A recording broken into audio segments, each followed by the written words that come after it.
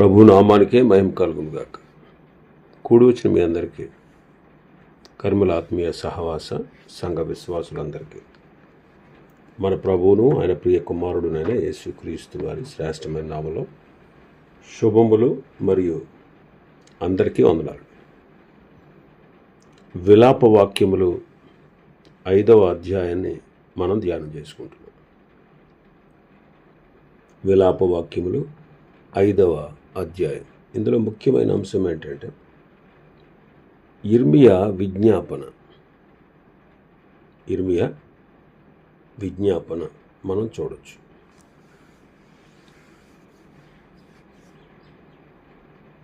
ఐదు వచనాల వరకు మనం ధ్యానం చేసుకున్నాం. 6వ వచనం, పొట్ట కూటికై ఐగుప్తీయులకును అశ్షూరీయులకును లోబడి ఉన్నాము. పొట్ట కూటికై ఐగుప్తీయులకు అశ్షూరీయులకు మేము లోబడి ఉన్నాము అంటున్నారు.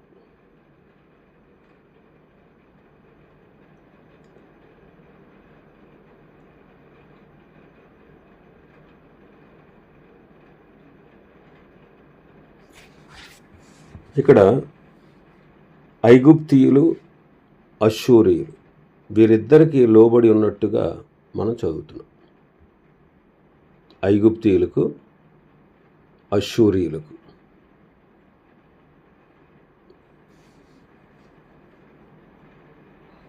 బైబిల్ పరిభాషలో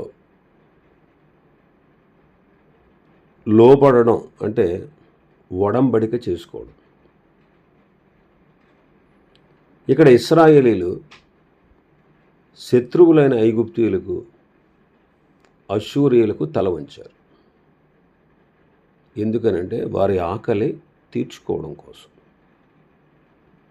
ఆహారం తిని తృప్తి పొందడం కోసం. అంతగా కరువు దేశంలో ఉంది. కాబట్టి ఆహారం కోసం వారు తమ స్వేచ్ఛను, తమ దేశాన్ని, చివరికి దేవుని మీద ఉన్నటువంటి నమ్మకాన్ని కూడా ప్రక్కన పెట్టి శత్రువుల సహాయం కోరారు. ఒకప్పుడు ఈ దేశం పాలు తేనెలు ప్రవహించేటువంటి దేశం. కానీ వాళ్ళకు పట్టిన దౌర్భాగ్యం ఎంత భయంకరమైనదో చూడండి. ఐగుప్తు అశ్షూరీయుల మీద ఆధారపడడం. గతంలో ఇశ్రాయేలీలు కష్టాల్లో ఉన్నప్పుడు దేవుని మీద ఆధారపడకుండా ఐగుప్తీయుల మీద, అశ్షూరీయుల మీద రాజకీయ పొత్తుల కోసం ఆధారపడేవారు. ప్రవక్తల వారిని ఎన్నిసార్లు హెచ్చరించినా వినలేదు. ఇప్పుడు చివరికి ఐగుప్తు అశ్షూరీయుల ఎదుట మోకరెళ్ళి, మాకు అన్నం పెట్టండి, మేము మీకు బానిసలుగా ఉంటాము అని బ్రతిమలాడుకోవాల్సిన పరిస్థితి వచ్చింది. ఒకప్పుడు దేవుడు ఇశ్రాయేలును ఐగుప్తు బానిసత్వం నుంచి విడిపించి బయటికి తీసుకొచ్చాడు. కానీ ఇప్పుడు వారి పాపాల కారణంగా మళ్ళీ అదే ఐగుప్తీయుల దగ్గరకు వెళ్ళి బానిసలయ్యేటువంటి స్థితికి చేరుకున్నారు. ఇది వారి ఆధ్యాత్మిక జీవితానికి పతనం. ఇక్కడ గమనించాల్సిన విషయం ఏంటంటే ఐగుప్తు శరీరానికి, అశ్షూరు లోకానికి సాదృశ్యంగా ఉన్నాయి.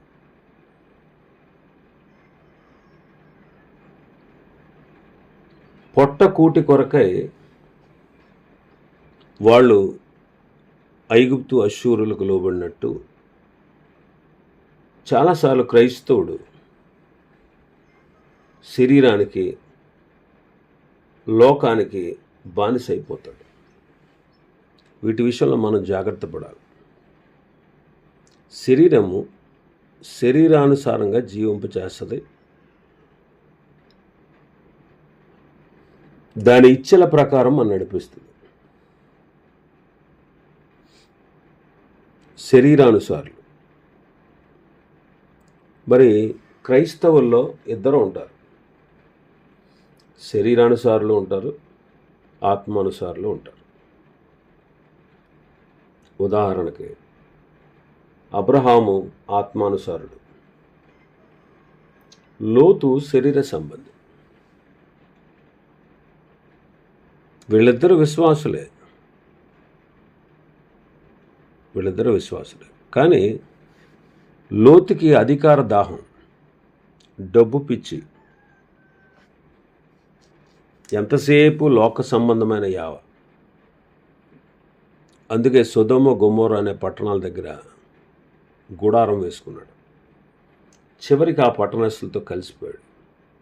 పచ్చగా ఉందని, నీటి ఓటలు ఉన్నాయని ఆత్మీయుడైన అబ్రహాంను విడిచి దూరంగా వెళ్ళిపోయాడు లోతు.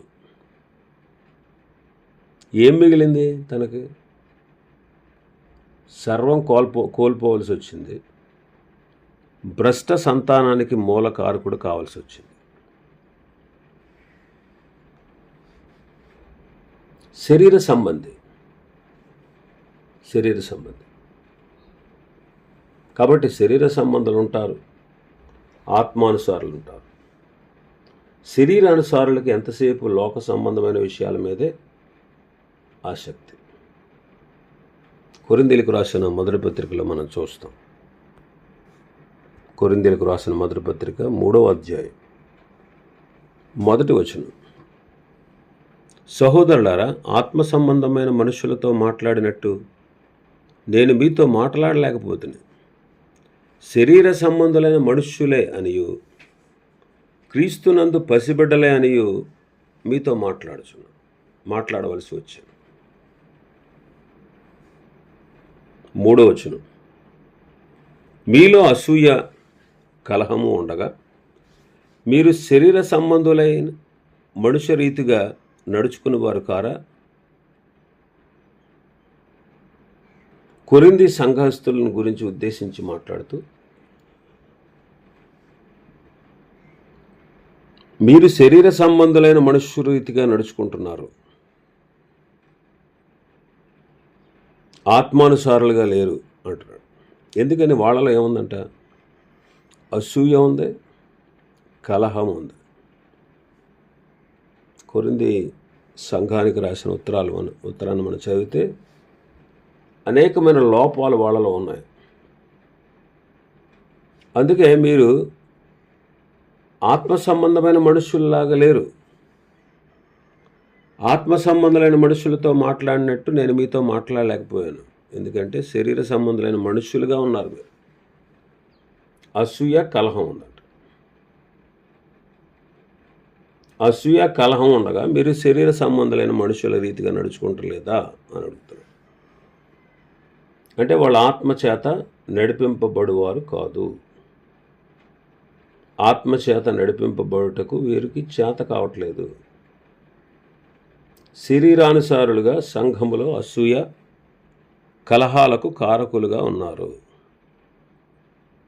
సంఘములో కలవరాన్ని పుట్టిస్తూ ఉన్నారు. ఎప్పటికీ ఉంటారండి సంఘంలో. ఎదిగిన వాళ్ళు ఉంటారు, ఎదగని వాళ్ళు ఉంటారు. ఎదిగిన వారు ఎదగని వారి యొక్క బలహీనతలు, దౌర్బల్యాలు భరించాలి. ప్రభువుకి నీవు కావాలి, వాళ్ళు కావాలి. అందుకే దేవుడు వారిని రక్షణలోకి నడిపించాడు. కానీ కొందరు శరీరానుసారంగా నడుస్తూ ఉంటారు. దానికి తగినటువంటి ప్రతిఫలాన్ని దేవుని దగ్గర నుంచి వాళ్ళు పొందుతూనే ఉంటారు. కాబట్టి శరీరానుసారులుగా కొరింథీ సంఘస్థులు అసూయ కలహాలతో నిండి ఉన్నారు. నేటి క్రైస్తవులకు కూడా రెండు ఉన్నాయి. అసూయ ఉంది, కలహాలు ఉన్నాయి. చూడండి, ఒకళ్ళంటే ఒకళ్ళకి పొడదు. పైకి మాత్రం బ్రదరు వందనాలు, లేకపోతే సిస్టరు వందనాలు అనుకుంటారు. పైకి ప్రేమ ఉన్నట్టు నటిస్తారు, ప్రేమ గలవారుగా మాట్లాడతారు. కానీ లోపల అసూయ ఉంటుంది, కలహం ఉంటుంది. అందుకే ఇన్ని దెబ్బలాటలు, గొడవలు ఆది సంఘం నుంచి ఉన్నాయండి. ఇదేం కొత్త ఏం కాదు. ఆది సంఘంలోనే చిన్న చూపు చూశారు విధవరాండ్రనని ఫిర్యాదు వచ్చింది అపోస్తుల దగ్గర. కాబట్టి ఆత్మానుసారులు ఉంటారు, శరీరానుసారులు ఉంటారు. కానీ మనం ఎలా నడవాలి? శరీరానుసారులుగా నడవాలా, ఆత్మానుసారులుగా నడవాలా? ఆత్మానుసారులుగానే మనం నడవాలి. ఆత్మానుసారులు. అందుకే ఆత్మానుసారులు ఆత్మ విషయాల మీదే మనస్సు ఉంచుతారు అంటాడు పౌలు గారు. రోమపత్రిక 8వ అధ్యాయం 5వ వచనం. శరీరానుసారులు శరీర విషయాల మీద మనస్సు ఉంచుతారు, ఆత్మానుసారులు ఆత్మ విషయాల మీద మనస్సు ఉంచుతారు. ఆత్మానుసారులు ఆత్మ విషయాలు ఏంటి? గలతీ పత్రిక 5వ అధ్యాయం, గలతీ పత్రిక 5వ అధ్యాయం 22వ వచనం. అయితే ఆత్మఫలమేమనగా ప్రేమ, సంతోషము, సమాధానము, దీర్ఘశాంతము, దయాళత్వము, మంచితనము, విశ్వాసము, సాత్వికము, ఆశానిగ్రహం.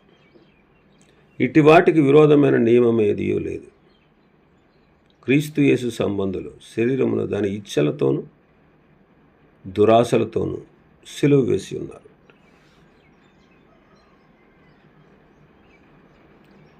ఆత్మానుసారులకు ఉండే లక్షణాలు అన్నమాట. వాళ్ళకి ప్రేమ ఉంటుంది, వాళ్ళు అన్ని పరిస్థితుల్లో సంతోషంగా ఉంటారు, అందరినీ ప్రేమిస్తారు, అందరితో సమాధానంగా ఉంటారు, మంచితనాన్ని కనపరుస్తారు, విశ్వాసం కలిగి ఉంటారు, సాత్వికం ఉంటుంది వాళ్ళలో, కీడును కూడా సహించే గుణం, ఆశలను నిగ్రహించుకుంటారు, దీర్ఘశాంతం కలిగి ఉంటారు, ఇతరుల పట్ల దయ కలిగి ఉంటారు. ఇవి ఆత్మానుసారులు. వీటి మీద మనసు ఉంచుతారు వాళ్ళు. అందరిని ప్రేమిస్తున్నానా, అన్ని పరిస్థితుల్లో సంతోషంగా ఉండగలుగుతున్నానా, సమాధానంతో కొనసాగుతున్నానా, దీర్ఘశాంతం కనుపరుస్తున్నానా, దయ చూపిస్తున్నానా, నాలో మంచితనం ఉందా, విశ్వాసం ఉందా, కీడును సహిస్తున్నానా, ఆశను నిగ్రహించుకుంటున్నానా. ఆత్మానుసారులు వీటి మీదే ఉంటుంది ధ్యాస, వీటి మీదే ఉంటుంది ఆత్మానుసారులు. మరి శరీరానుసారులు వీటిని పట్టించుకోరు. ఆత్మానుసారులు ఆత్మ విషయాల మీదే మనసు ఉంచుతారు. ఇంకా రోమపత్రిక 8వ అధ్యాయం 26వ వచనం చదివితే, అటువలే ఆత్మయు మన బలహీనతను చూచి సహాయం చేయుచున్నాడు. ఎలానగా మనం యుక్తముగా ఎలాగ ప్రార్థన చేయవలనో మనకు తెలియదు, కానీ ఉచ్చరింప శక్యము కాని మూలుగులతో ఆత్మ తానే మన పక్షముగా విజ్ఞాపనం చేయుచున్నాడు. ఆత్మానుసారులు పరిశుద్ధాత్మలో ప్రార్థన చేస్తారు. ఆత్మానుసారులు పరిశుద్ధాత్మలో అంటే ఎంతసేపు వాళ్ళ ధ్యాస ప్రార్థన మీద ఉంటుంది అనమాట. లూకాసు వార్త 4వ అధ్యాయం, లూకాసు వార్త 4వ అధ్యాయం 14వ వచనం. అప్పుడు యేసు ఆత్మ బలంతో గలిలయకు తిరిగి వెళ్ళెను. ఆయనను గూర్చిన సమాచారము ఆ ప్రదేశం అంతటా వ్యాపించెను. ఆయన అందరి చేత ఘనత నొంది వారి సమాజ మందిరములో బోధించుచూ వచ్చెను. తరువాత ఆయన తాను పెరిగిన నజరేతుకు వచ్చెను. తన వాడుకు చొప్పున విశ్రాంతి దినమందు సమాజ మందిరంలోనికి వెళ్ళి చదువుటకై నిలుచుండగా ప్రవక్త అయిన యెషయా గ్రంథము ఆయన చేతికి ఇవ్వబడెను. ఆయన గ్రంథాన్ని విప్పాడు. ఆత్మపూర్ణులైన వారు వాక్యాన్ని చదువుతారు, వాక్యాన్ని చదువుతారు. వాడుక చొప్పున ఆయన ఎక్కడికి వెళ్ళారట?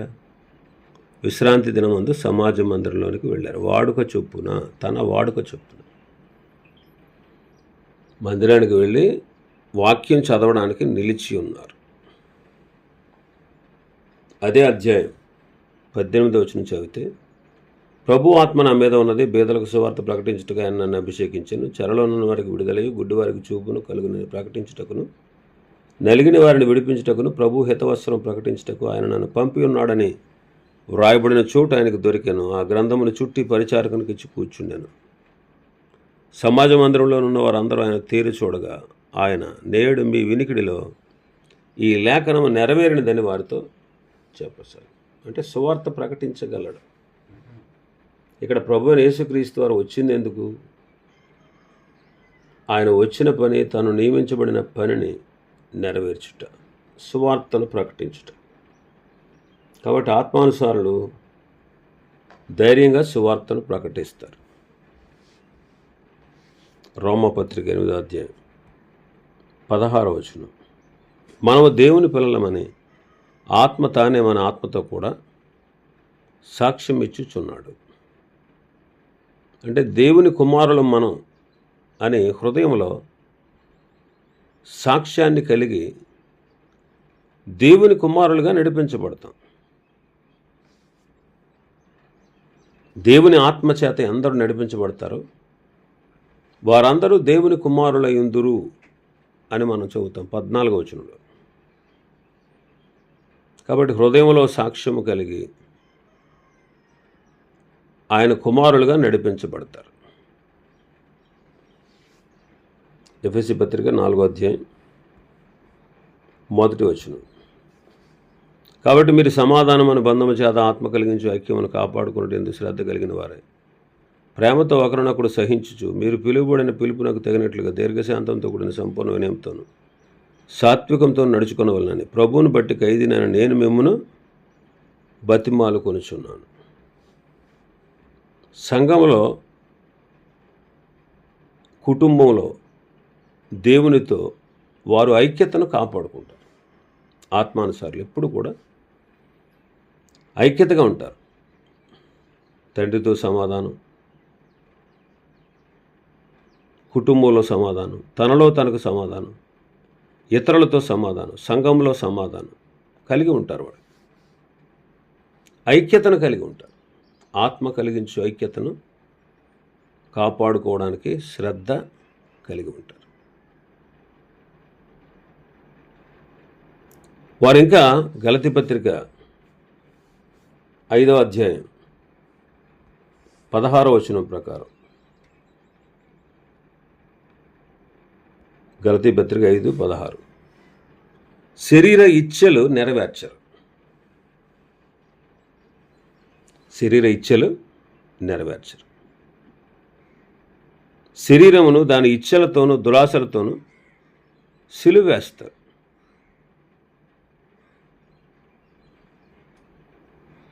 కాబట్టి శరీర కార్యాలన్నిటినీ జయిస్తారు. వాటి మీద గెలుస్తారన్నమాట. అంటే వాటిని జయిస్తారు, ఎదిరిస్తారు. శరీర కార్యాలేంటి? జారత్వం, అపవిత్రత, కాముకత్వం, విగ్రహారాధన, మంత్రప్రయోగం, ద్వేషం, కలహం, మత్సరాలు, క్రోధము, కక్షలు, భేదములు, విమతములు, అసూయలు, మత్తతలు, అల్లరితో కూడిన ఆటపాటలు. వీటిని జయిస్తారు. వీటిని సిలువ వేస్తారన్నమాట. వీటిని చంపివేస్తారు. వీటికి లోపడరు. ఆత్మపూర్ణులై ఉంటారు. పరిశుద్ధాత్మ చేత నడిపించబడతారు. శరీర ఇచ్ఛానుసారంగా పనిచేస్తుంది. క్రీస్తు యేసు సంబంధం శరీరమును దాని ఇచ్ఛలతోనూ దురాశలతోనూ సిలువ వేస్తారు. ఇప్పుడు మనం పరీక్షించుకుందాం. మనం శరీరానుసారులమా లేకపోతే ఆత్మ సంబంధులమా? పొట్ట కూటి కొరకు వారు ఏం చేశారంట? ఐగుప్తీయులకు, అష్షూరీయులకు దాసులైపోయారు. పొట్ట కూటి కొరకు. భౌతికమైన వాటి కొరకు. వాళ్ళు ఎవరు అసలు? దేవుని పిల్లలు.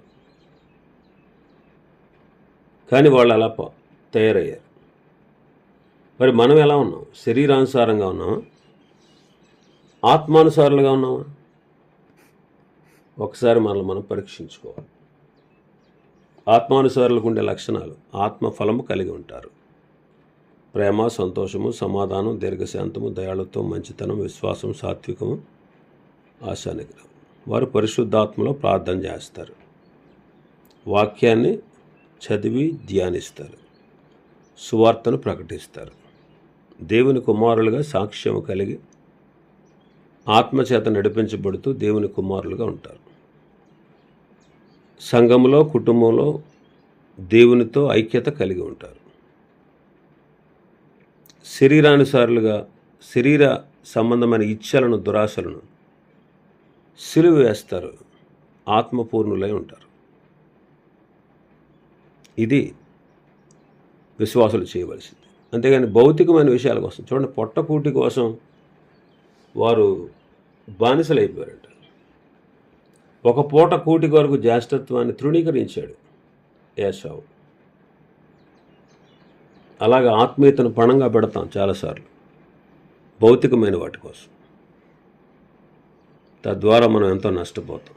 లోతు ఎంతో నష్టపోయాడు, సర్వస్వాన్ని కోల్పోయాడు,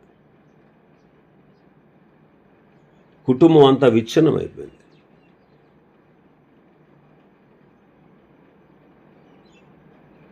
కాబట్టి ఆత్మానుసారులుగా మనం నడవాలి, శరీరానుసారంగా మనం ప్రవర్తించకూడదు. ఇంకా చాలా విషయాలు ఉన్నాయి అధ్యాయంలో. ప్రభు చిత్తం అయితే రేపటి దినం మరికొన్ని విషయాలు ధ్యానం చేసుకుందాం. దేవుడి వర్తమాన వాక్యాన్ని మన వినికిడిలో ఆశీర్వదించును గాక. ఆమేన్.